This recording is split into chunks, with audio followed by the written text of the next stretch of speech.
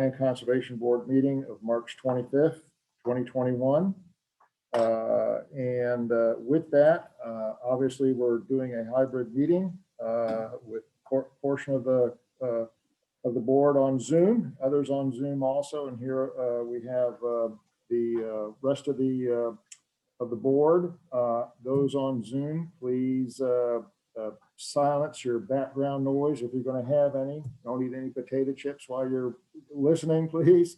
Because it is difficult to hear, because we're using a speaker system that is not ideal for this situation, but hopefully will not cause us any future technical difficulties and things cutting out. So with that, my other question for you, Andy, do you need a roll call of who is present and who is not present? I can provide that to you, Brian. So I believe I've got everyone. Thank you very much. With that, we have an agenda in front of us. Hopefully everybody has taken a look at this agenda. I need a motion to approve the agenda as presented. So moved. That's Amanda. Thank you, Amanda. Second? Second. Zed, thank you. Any questions about this agenda or any additions or anything of that nature? Hearing none, I'll call the vote. All those in favor of the agenda say aye. Aye. Aye. Opposed, like sign. The agenda is approved as presented. Okay, moving on to the minutes from our last meeting of February 25th, 2021. I take it everybody has had a chance to take a look at those. I was not present at that meeting. I apologize. I did attend something that was very worthwhile though. And so please take a second to take a look at those, make sure there was anything here that looks incorrect to you.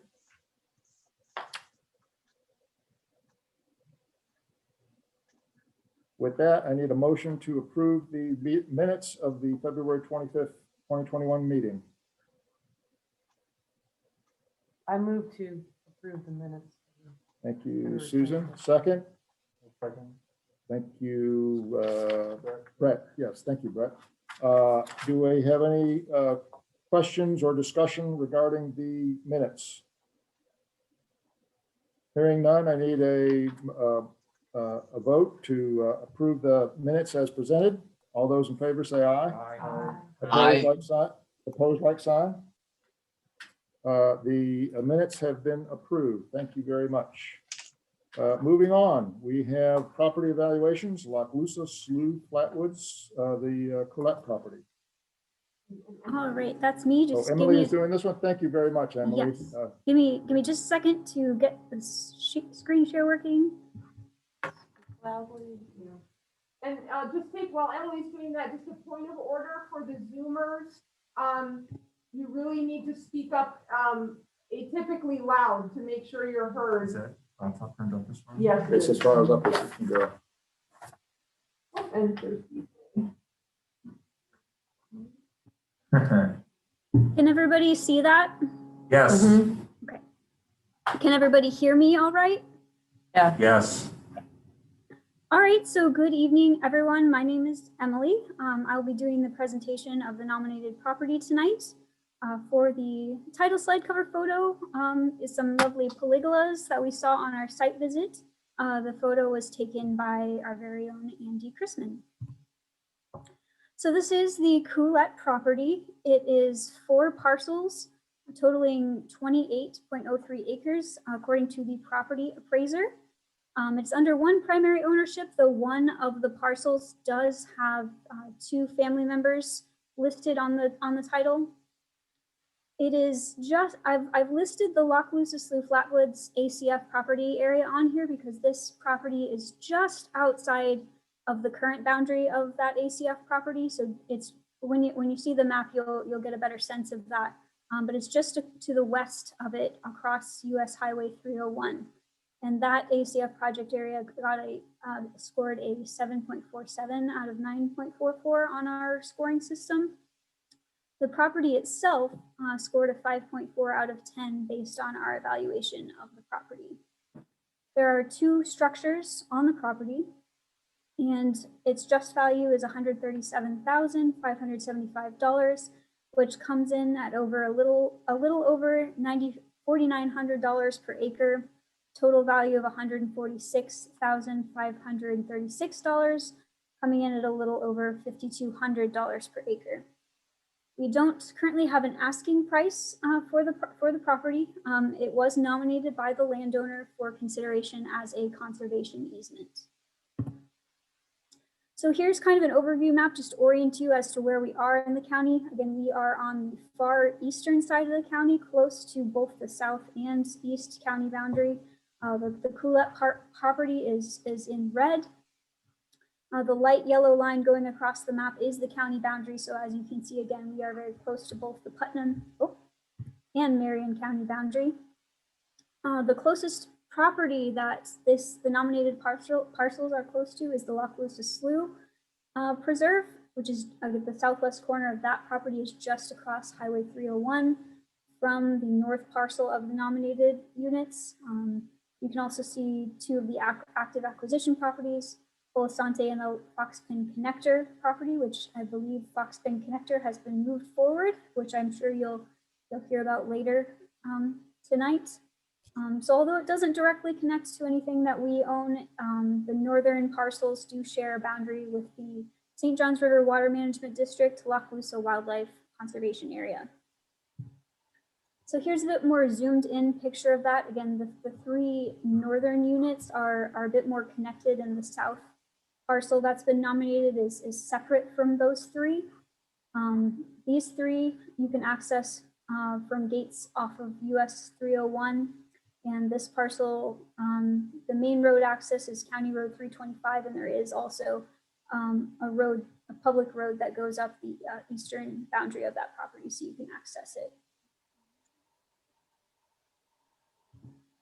This is kind of the property ownership breakup of the parcels surrounding the Coolette nomination. Most of them on the west side of 301 are, at least by title, under different ownership. Although I believe several of the parcels in between the middle two that were nominated and the south parcel are within the Coolette family holdings. I'm just not sure which all specifically those are at the moment. This is a soil map of the property. Most of the property is either in the lighter green or the darker green, so somewhat poorly drained to poorly drained, although there is kind of a red stretch that goes through the middle of the property. On the little mini aerial there, that follows kind of that oak line that crosses those two parcels. Presently, that is just a very shallow ditch that runs across the property. It appears, at least aerially, to connect to a wetland that's a little further to the west of the property, so it may be indicative of some historic natural drainage. But again, currently that is just a very shallow ditch that runs across the property. Just to the north and west of those northern parcels is this unknown soils, pits and dumps place, and that based on looking back at historic aerials, is associated with the construction of Highway 301 back in the late 50s, early 60s. There was kind of a haul road that went across the southern tip of the northern parcel, but it's not actively used today in any sense. So getting into the parcels themselves, we're going to start with the northern three parcels. So this is the two blocks that are together that are more in pasture. So this is looking south down US 301 from kind of the northeast corner of those two that are the rectangular parcels that are connected. So if you're going down US 301, if you're in the vicinity of the Lackawanna Slough ACF property and you've seen this billboard for the yearling, it is on the property that's been nominated, just to kind of orient you as to where you are. Each of these parcels is about 6.5 acres, so about 13 acres total. These two parcels are in pasture and they do have cows on them currently. There's not very many cows though, probably less than a dozen, though I don't have an exact count. There were some larger oaks and other hardwoods on site, mostly associated with the ditch that I mentioned earlier that crosses the property. some larger mature pines as well. A few on more of the western side of the property, we got a little bit of really young pine recruitment. They've been loved on by the cows. The cows haven't been kept out of that area, but there are some pines regenerating on the western side of the property, and some other remnant kind of hardier species such as blackberry and dog fennel and bitans and other species you might find that are able to survive in a pasture type environment. Other than that, not a huge amount of vegetative diversity on these two parcels. We did see some tropical soda apple, which is the upper picture there. This is an invasive exotic species that we do treat within our preserve system. It's commonly seen in pasture type environments, so it was not unusual to see it out here. It wasn't present in any great or significant numbers though. There was a small depression marsh in the northern part of these two units. It didn't have a lot of vegetation surrounding it, but it was in pretty good condition, had some rushes and associated with it and was covered in water fern. So not very big, but at least big enough to provide home to at least one aquatic turtle of unknown species that poked its head up, saw us, and immediately went back down. So fairly good condition overall. The cows do have access to this little wetland for water. There were two camphor trees, mature camphor trees on the edge of this wetland, which is another invasive species that we do deal with in the preserve system. It was mainly just these two and just a couple other scattered saplings that we saw across the property. So really nothing significant at all in terms of this particular invasive species either. So moving on to the north parcel, this one was appraised at 8.28 acres. This is the only parcel out of the four that it has not been converted to pasture. Historically, this parcel, as well as probably the other parcels in the nomination, were probably mesic flatwoods, and this still has mesic flatwoods on it in pretty good condition, although due to lack of fire and historic harvesting of pines on the property, there has been some pretty heavy oak encroachment by laurel and water oaks onto the property, but there's still a pretty good representation of pine overstory as well. I think primarily slash pine.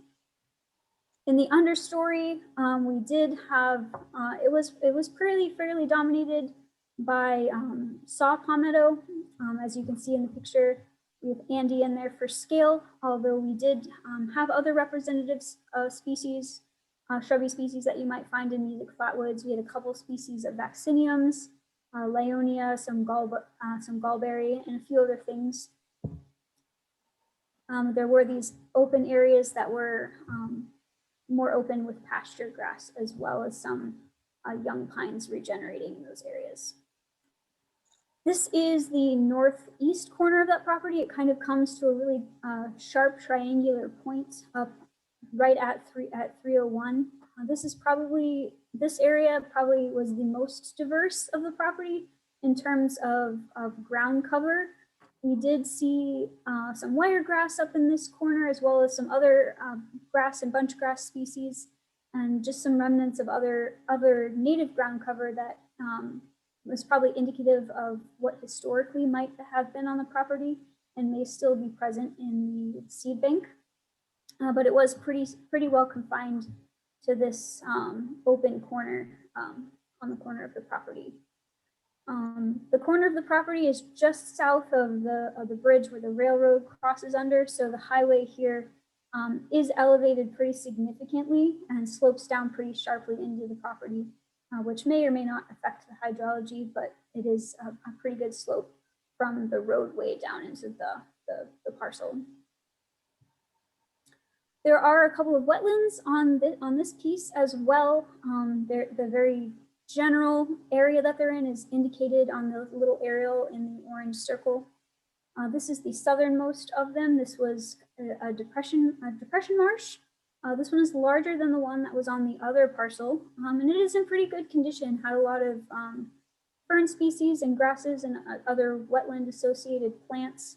We did see some sundews around the edges of this wetland, and one little ribbon snake paid us a visit. He's in the top picture, though he's a little bit hard to see, but it was neat to see that little guy on the property.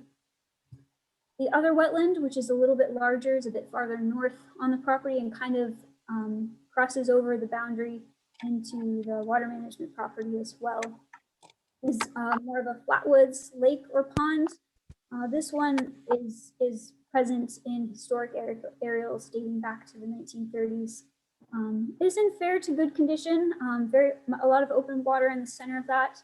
Unfortunately, the whole edge is covered in a grass, which is unfortunately a non-native invasive species called Cuban bulrush, which is being found more and more throughout the county in wetland systems and shallow waterways here. The only other real significant thing to note about the wetlands on both of them on this parcel was in several places there were some pretty significant soil mounding around the edge of those wetlands, which is indicative of potentially some kind of human alteration associated with those wetlands. Whether or not they've been dug out more in the past or not is unclear. It's unclear where exactly those came from. There aren't any documented historic or cultural sites on the property or around there, so I don't believe they're culturally significant in nature, but they were kind of a defining feature of the edges of some of those wetlands.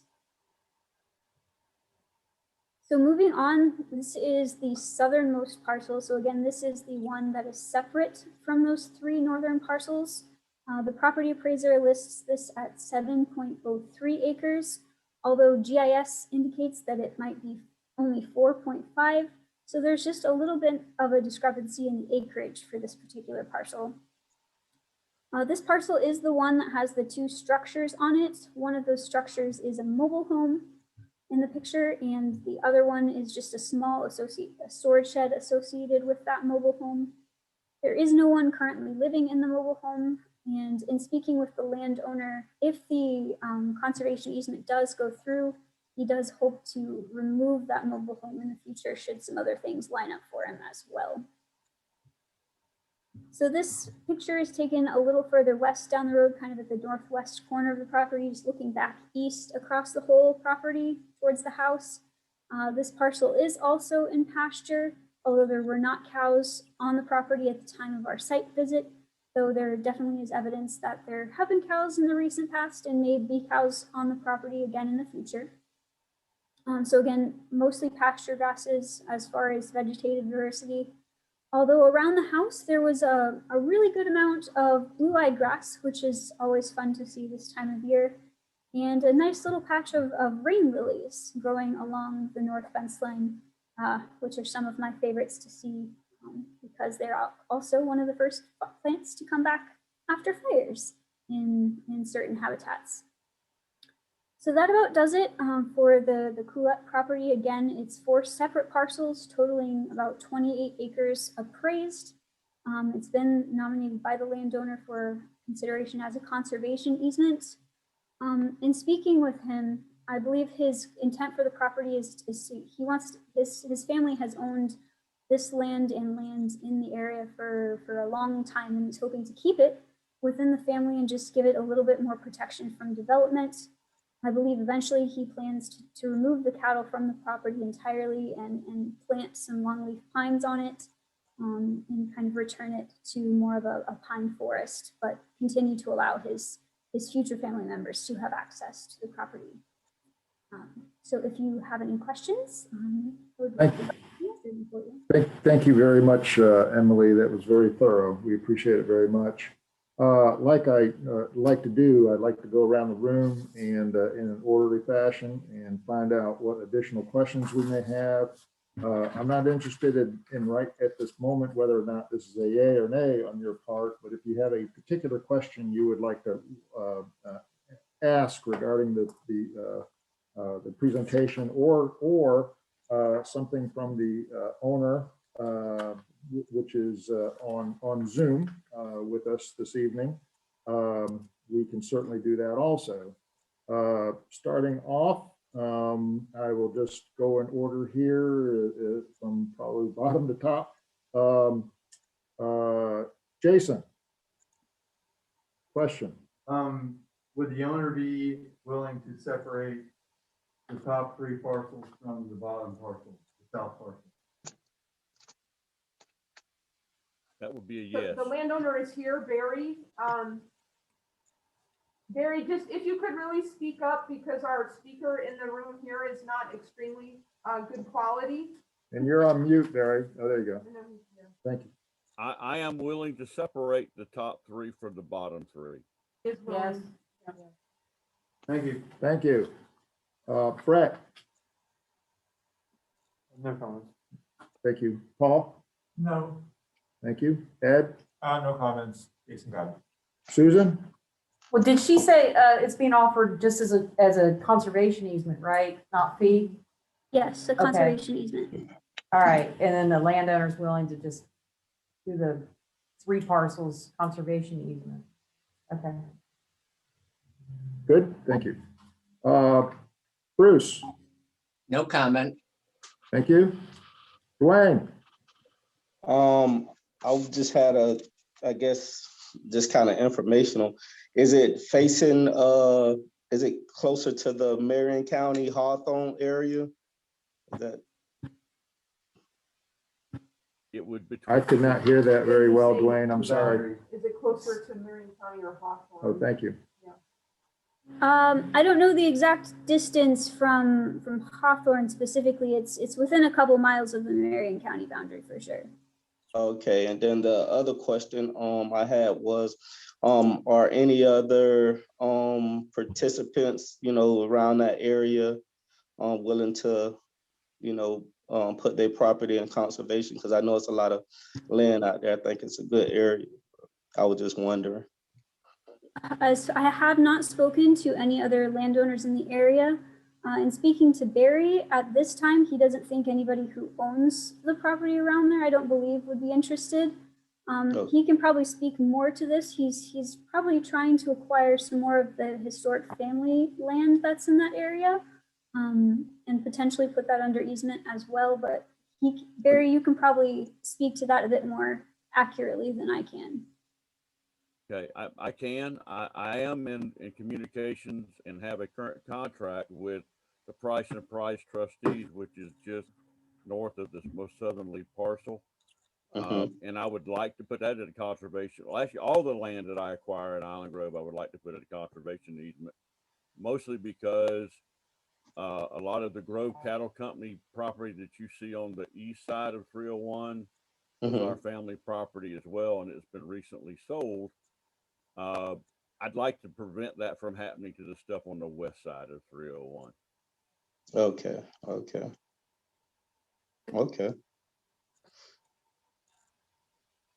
Want us right. to Well, buy thank some nearby land? Yeah, Yeah. And put it in conservation. He's We're- trying to protect the stuff on the west side Yeah. of 301. The east side is owned by largely Grove cattle. And a lot of that is being sold currently for other uses. thank you, Barry. Brian, It's a follow-up to Jason's question. The landowner is willing to split off the northern parcel. I need to, Southern. The northern parcel, sorry. three. Right, I need to know whether or not there is any willingness to sell the property that's not already cleared in pasture and feed. And if the answer is no, is there any donative intent? Is there any willingness to donate a portion of the value of a conservation easement? Did you hear that, Barry? I did. I've not ever thought or considered selling. Although if there were a piece I was going to sell, it would be that one, but not the other parcels. I would not be interested in selling the other parcels, but the triangle pieces, I call it, I would consider that if the price were right, I guess. Yeah. Amanda, No questions. I just wanted to say, Emily, I thought that was a really great presentation. So thanks. thank you. Wesley, I think I forgot you from the beginning. Yeah, no questions. I was also going to say thank you, Barry, for being here to answer questions for us. We appreciate it. Very good. And then finally, myself, I have no questions at this time. I open up the floor to anybody else who wants additional questions or state how their position of this property for a conservation easement. Yes, Susan. Okay, yeah, so, well, since Barry seems to be open to some different things, can we just consider this as a potential acquisition, not like limited to conservation easement? You know, I think what, yeah, I mean, he said, well, you might sell the triangle in fee, so, I mean, I would hate for the motion to state something that's limiting. I would have to say the price would have to be a pretty good price before I would consider. I mean, the prices that I've seen and heard Yeah. today, I couldn't sell it for that price. Sure.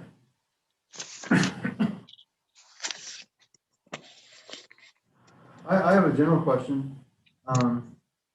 Do cattle eat camphor? I'm just curious. I would have a hard time thinking that you had 2 mature camphor trees and you only had a handful of saplings. That was just a general question. If no one knows, I understand. I wouldn't imagine they would, but who knows? Okay, never mind. Any further more questions or positions on this property? Yes, Brian. I'll just generally lay out my opinion. I applaud the landowner for being interested in conservation and wanting to protect more than just what he currently owns. I would be willing to advance this onto the eligibility pool, but until such time as there's a larger assemblage of properties, I wouldn't support advancing it to the priority pool for the simple reason that I think the property is too small for a conservation easement, especially with such a large portion of it in pasture. Even if there's the intent to take the cattle off and convert it to a more natural, be applied pine plantation or something other than pasture. Conservation easements are a burden to monitor annually.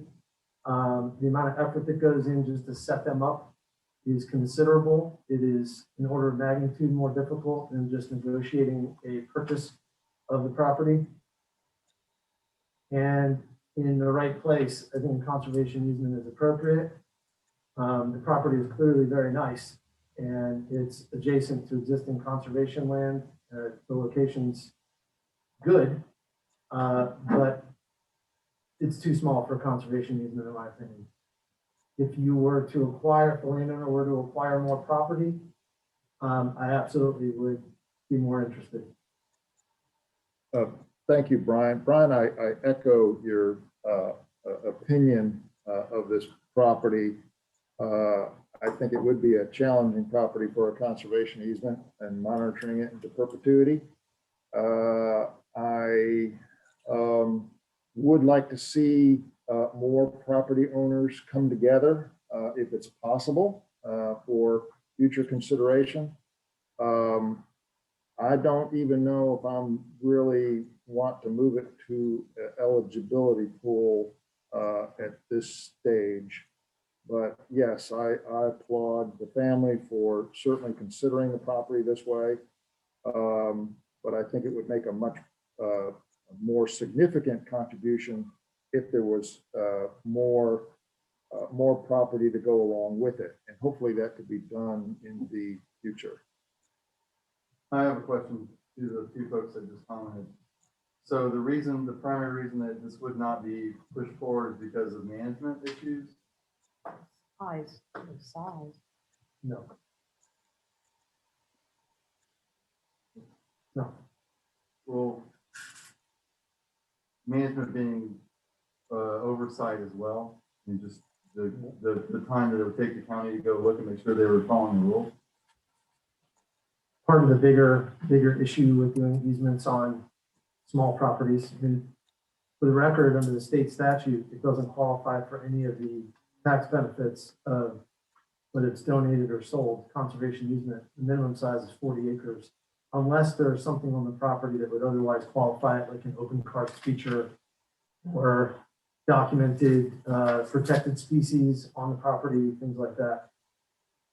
I didn't hear anything in the presentation to indicate that it might qualify, and that wasn't an arbitrary, in my opinion, wasn't an arbitrary cutoff that the state set for those. They were trying to avoid a deluge of small landowners that didn't have a whole lot of development potential on the property to begin with, selling easements without there being a substantial public benefit for it. Well, I mean, it's small, but it is adjacent. I mean, it's kind of strategically located for all you guys who are into that. But it has Highway 301 separating it, doesn't it? Yeah. Yeah, but I mean, it's adjacent to Alachua Wildlife District land. The other one. Any chance the district could, monitor the easement in cooperation with the county? We have not inquired of the district as to whether or not they would. Just for past practice of our program, we do not have any conservation easements that we don't hold that someone else is wanting. That's just past practice. Did I miss it? Could I have an opinion from the staff? Do you all agree with Brian that it would be difficult to manage relative to its size? The trade-off would be too much? I don't think that's what Brian actually said, but It isn't.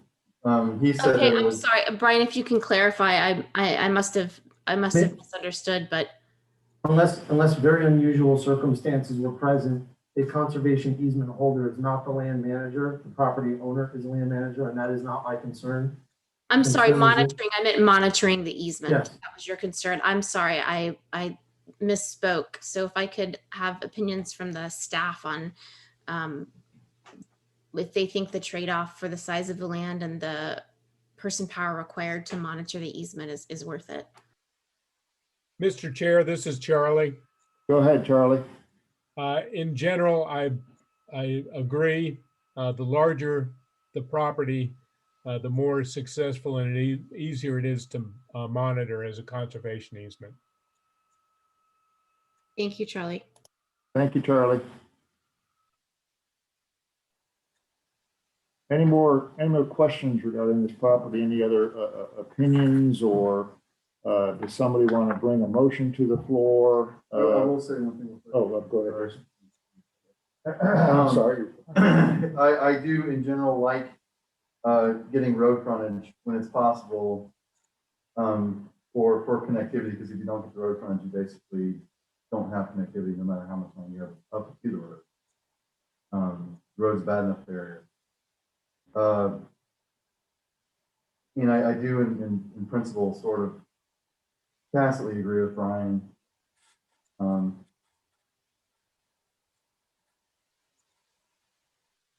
So I would probably put on the eligibility pool, but I may not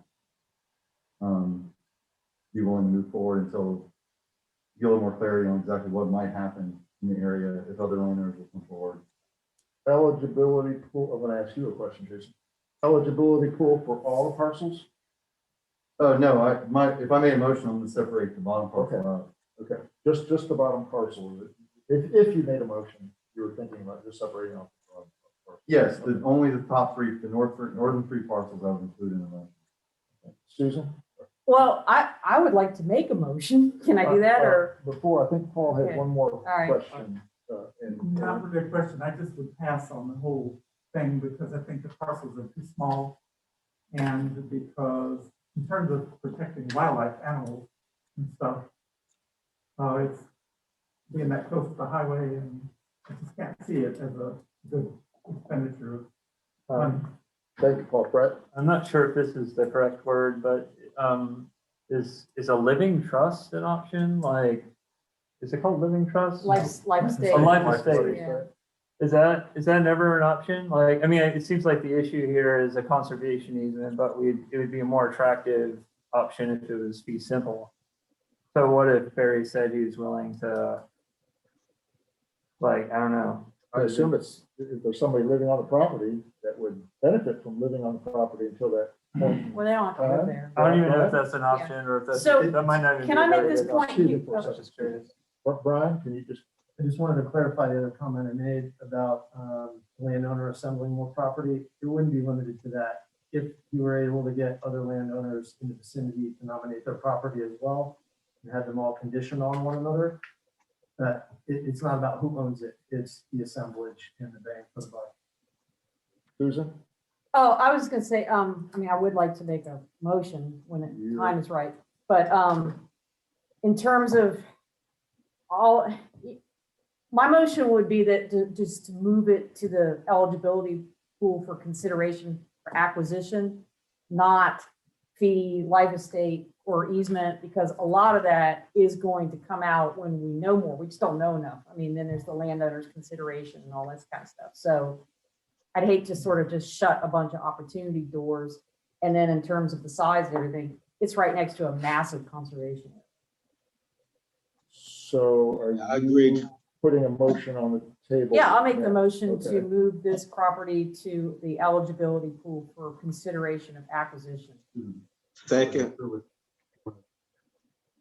Parse out the 7. second. All right, I'll do the top three. I wasn't sure. I didn't want. Yeah, no, good point. Yeah. So Oh. repeat our motion for us one more time. I Just be sure we're move clear. to propose the northern 3 tax parcels as appear on this map, move to the eligibility pool for consideration of acquisition. Do we have a second on the motion as presented? I second. Jason seconds that motion. Do we have further discussion on the motion? Questions? Paul, go ahead. I think the value of the land or what the county would pay for it is going to be greatly increased by the fact that it's right on the road compared to if it was way off somewhere else. So I just think it's a bad investment of limited money that we have for the program.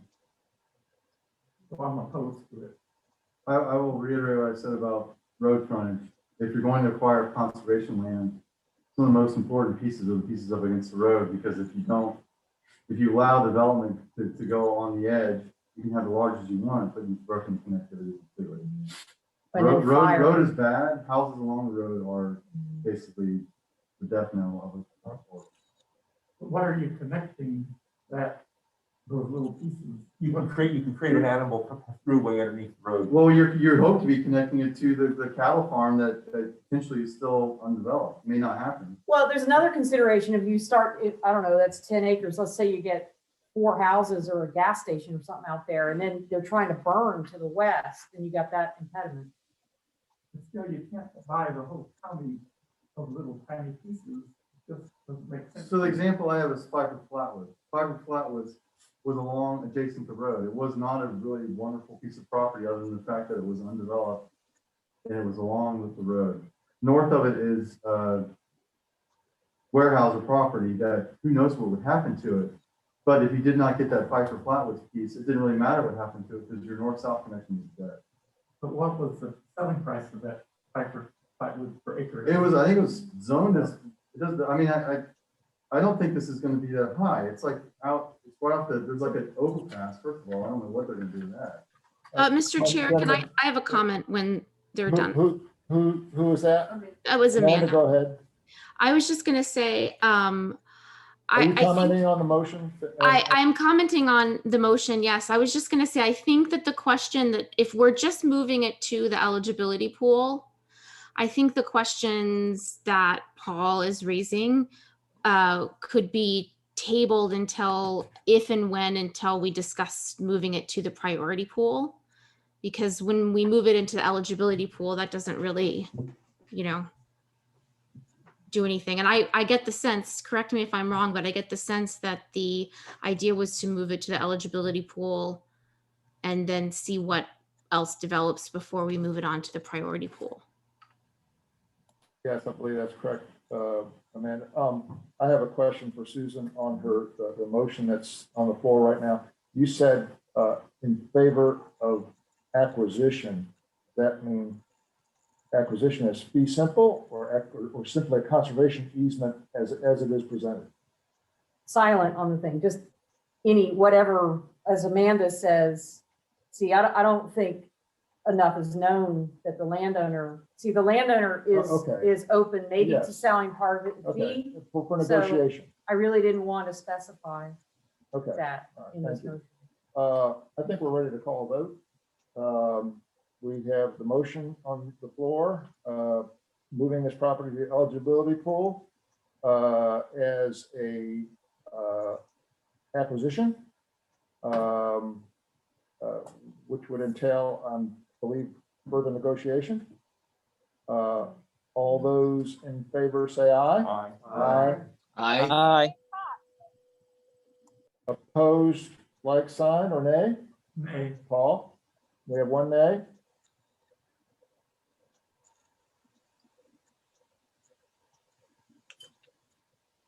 Do we have a motion to do anything further? Move it to the priority pool?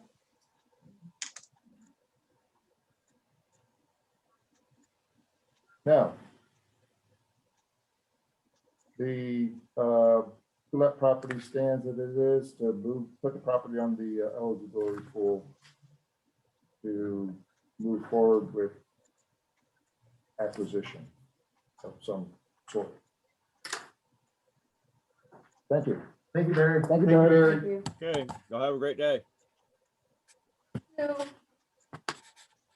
Okay, well, that was new, old business now. We're going back to the staff presentation to the Board of County Commissioners regarding the wild spaces and public places lands. I did watch that presentation. Nicely done, Charlie. But we're asking you to do it again, Not to do it again. not to update us on this presentation. Sir, can you hear me? Yes. Good. So as you recall, we were slated to give this presentation on March 23rd to the Board of County Commissioners. Andy and I initiated the item and it basically got pulled from the agenda or didn't make the agenda. There has been discussion on the part of county staff on how to move forward with some of the wild spaces and public places, specifically the split between funds going towards park improvements and funds going towards land conservation. We were instructed, rather than make that presentation, to submit a budget proposal that would basically do what the recommendation suggested in the presentation. That is, set aside 10% of the land conservation portion to go into land management. So Andy and I worked on that budget proposal and that has been submitted. So that's working its way through the process. Since that time, we've been instructed to rework the presentation, basically to take out the the recommendations, but just to go back to the board with an update on how we're doing in terms of managing the lands acquired with wild spaces and public places. So we hope to have that on the April 13th agenda. And we're working in that direction. So it would be basically the same presentation that you saw last month with a little bit of information pulled out and a little bit of more general land management information inserted. Can I ask a question? Yes, Jason. Who directed the change? Was it from the commission themselves or from the county manager? It was the county manager's office. Thank you. Any other questions for Charlie regarding this, presentation and the changes that'll be occurring and presenting it? Mr. Okay. Chair, I will Yes. make an additional comment. we're going to be talking about the action that the board took this week for the Fox Pen connector.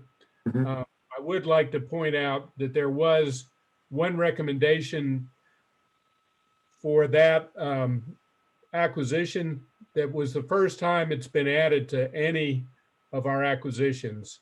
And I'm going to read it verbatim here out of the board agenda item. And recommendation number 5 was to authorize the use of wild spaces and public places land acquisition funds for the land management costs associated with this property over time. So this is one way that the staff was instructed to basically carry out the recommendation that we were making to the whole board.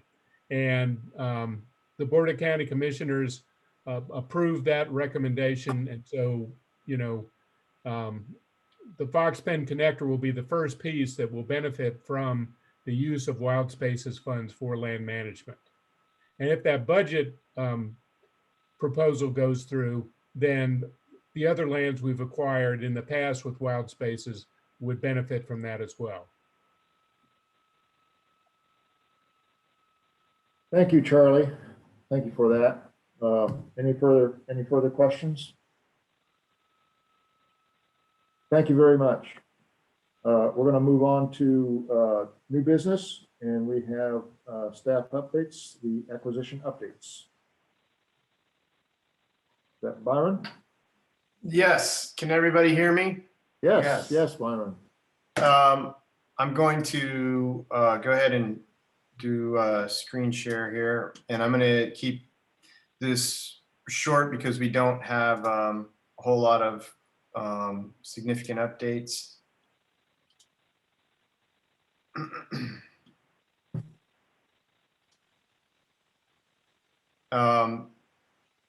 Can you all see my PowerPoint? Yes.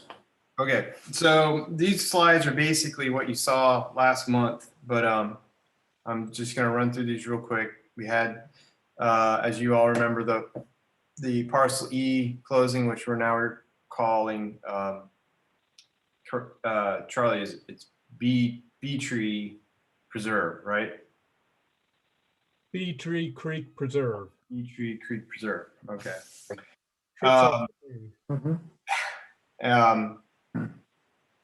Over here, the Paget property we've just acquired. We are working on acquiring these smaller lots in here. We are in discussion. We're still working with Mr. Din. There happen to be mineral rights on these 3 smaller parcels that need to be cleared up, which provide access to the property. And that's the B Tree Creek. This is the status of the current negotiations. We're basically where we were last month on most of these, except with a few changes. We're continuing to work on the Hitchcock Ranch conservation easement. We're now talking about the possibility of adding another 200 acres to that, but there may be some changes that we'll have to update you on next month or the month after. We have reached a tentative deal with the Jefferson family on this piece, which you can see if we are able to finalize that, that's going to help you make a huge connection from Lake Alto all the way to Little Lake Santa Fe. This is the Brown family property on on Laclusa Creek. This blue dot right here, just off the property, is Magnesia Springs that you all may know of. We're not acquiring that, but we're acquiring the property where Laclusa Creek runs right down the middle. We're very close to getting a contract in front of the commission on this one. So that will be a great acquisition. Knock on wood. And here's the highlight of my updates tonight. This is the Fox Pen connector map. This is what Charlie was just referring to, what he was just talking about regarding land management costs. Charlie presented the option contract, or I'm sorry, it was not an option contract. It was a straight up purchase and sale agreement. Charlie presented that to the commission on Tuesday to buy this land from Weyerhaeuser Company and Weyerhaeuser NR, and the commission approved. And the chair of the commission signed the contract on yesterday. So we're now under contract for this almost 4,000 acre area. And we are in the very, very beginning stages of due diligence. Kevin is already coordinating with surveyors and getting out to the property to get the surveyors going and get all the due diligence completed. Under the contract, the closing is scheduled for no later than August 27th. So if we get there in that time, there will be cause for celebration. And congrats to the Land Conservation Board, because this all started with you all. And to the south there in the blue horizontal hatched area, that's the Lachua Slough area that we were just talking about with the other property nomination at the beginning of the meeting. And to the north is the Fox Pen property. And then as you can see to the west on the other side of Highway 301,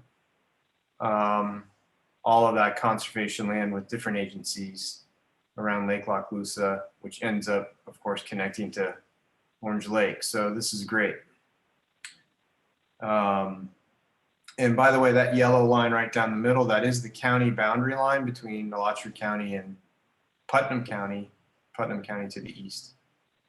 This is just a close in of some of the areas we've been on the property when we have been out there.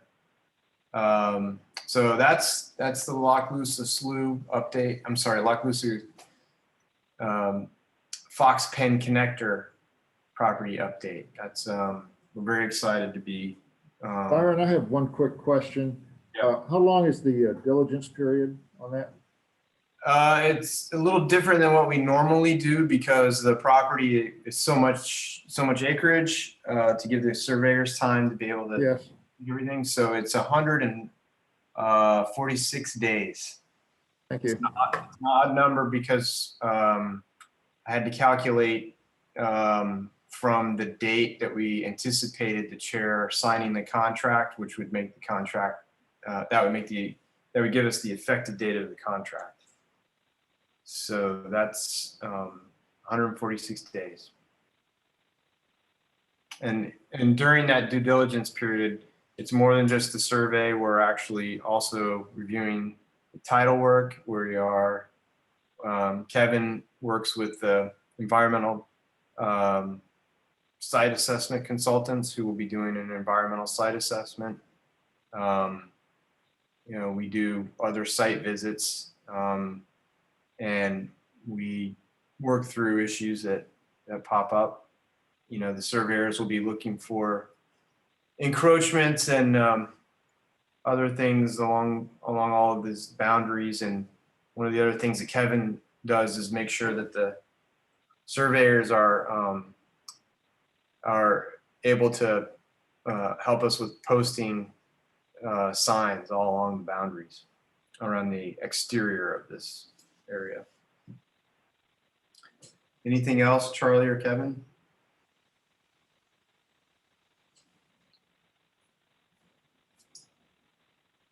I think you've got it. And to close out, we have 2 donations that are nearing finality. We have a closing scheduled for the Lundgren family donation in just a few weeks. There'll be a new county preserve on the Santa Fe River to the northeast. And ACT, Alachua Conservation Trust, will be a partner in that because they'll have a conservation easement over the same area. And over on the other side of the county, the Watermelon Pond area, the Warney family is donating another 80 acres, and we're working through the last issues on that. And you recall last month we talked about the Murphy property on Little Lake Santa Fe. We've been working with Florida DEP, and they have now closed and ownership is transferred to the state. So that 70 acres on Little Lake Santa Fe is now owned by the state, and the county will be in an agreement managing that property. The red on the Santa Fe River is the Lundgren property, all the way up there. That's a zoom in of the Lundgren property.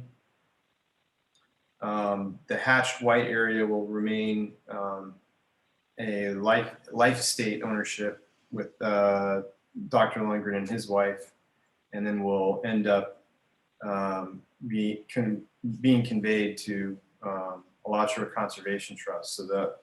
So this property will always have the county and Alachua Conservation Trust working together on it.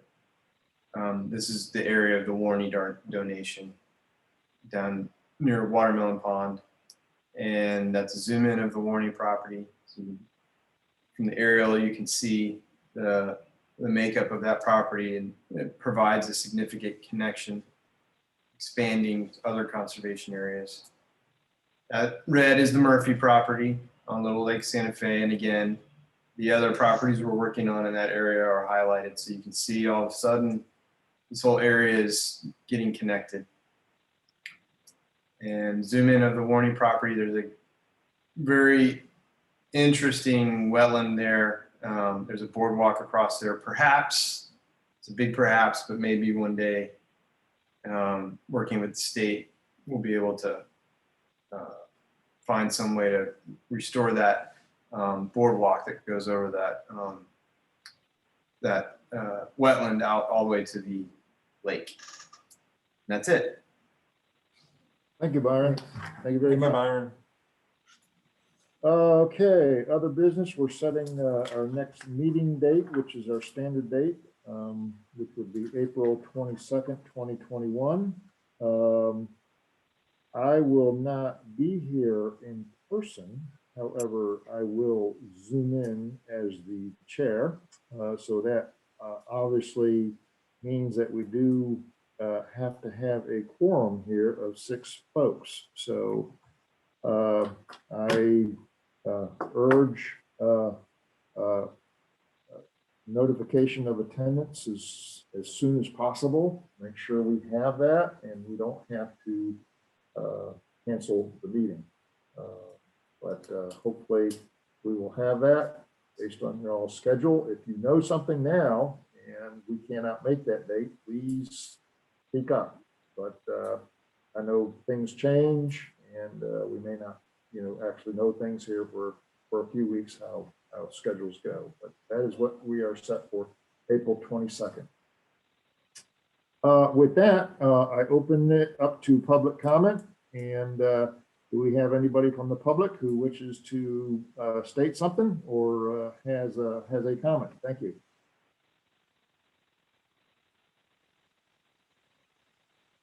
Hearing none from the public, if there's anybody else online, I am now moving the meeting to adjournment, and I need a motion to adjourn. So moved. Do we have a second? Thank you, Ed. Any further discussion about adjourning? Hearing none, we are adjourned. Thank you very much, ladies and gentlemen. My Bye. apologies all for my tardiness. I promise it was out of my hands. And somebody got yelled at for it. Uh-oh.